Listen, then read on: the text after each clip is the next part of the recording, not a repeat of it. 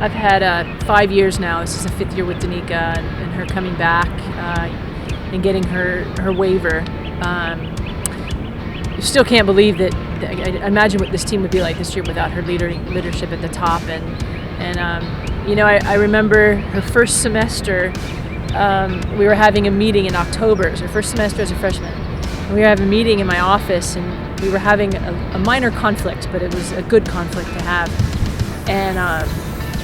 And I told her something needed to change, and from that moment on, she was a changed person as far as being a team member and stepping into being a Seminole. And I think we still talk about that day because it was kind of a defining moment in our relationship and with her relationship to this university and to this program, and she really embraced it nicely. We've had a couple good things like that happen in her career, and the development of the relationship has just grown wonderfully, and I think there's a great respect on both sides. And I certainly have an unending amount of respect for her work ethic and for her mentality. I've been doing this 21 years, and I can't say I've ever had an opportunity to coach someone like her. Yuki, I was just talking to her this morning actually, and she walked into the offices, and I was just like, Yuki, why didn't you come here your first year? I wish I could have had you for a full 4 years. She's like, I know, me too. And she's just one of those kids. Her head's down. You tell her to jump, she says how high. She wants to win so bad. She works unbelievably hard. She's made some big adjustments, in her game in the last couple of years that we've had her, and has had been a huge impact player for us. I mean, she came through so big last year, ACC's last match on.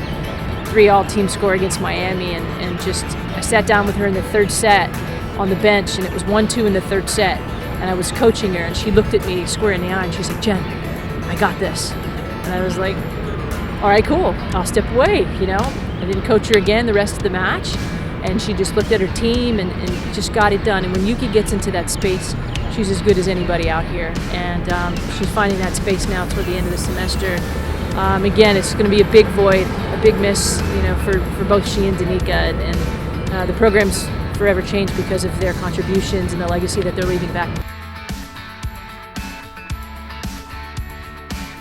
A couple stand out with Danica. The Miami match, her freshman year, her first year playing, sophomore year, it was her first year competition.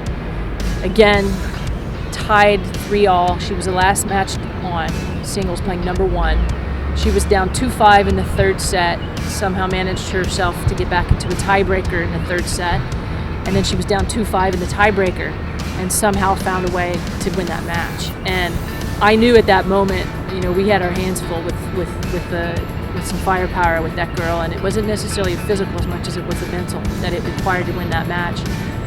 That was fun. That was a lot of fun. That was great to have her have that her first year. And then there was another clinching moment at NCAA's in Athens in 2014, and she was the last match on.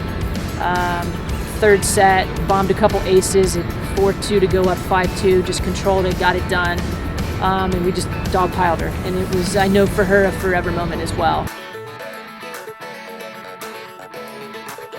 With Yuki, ACC's against Miami, 3-all, last match on, absolutely stepped up, stepped in, took care of business, advanced us to the semifinals of ACC's, actually to the finals of ACC's. And I'm trying to think of another moment with Yuki. Yeah, I mean, even as early as last weekend against Wake Forest, Yuki played against a freshman at number 2 position. This girl's won probably 90% of her matches all year, and Yuki started off very slow and then just found her game and found her rhythm and found that confidence she's been looking for. And it's so fun to get through those moments with Yuki because she worked so hard to create those moments for herself. There was another moment 2 years ago. We were playing University of Florida here, and she was playing a girl who played number 3 for Florida, and her name's leaving me now, but she was top 20 in the country at the time. Yuki was not. Yuki was, I think, outside of the rankings. And again, just a 3-set grind. She figured out how to break this kid down and found a way to win a very big match against a very solid and decorated player from the University of Florida. And just she has all these little moments like that all the time, and it's become more and more, and we're hoping we have some more of those heading into the end of the season.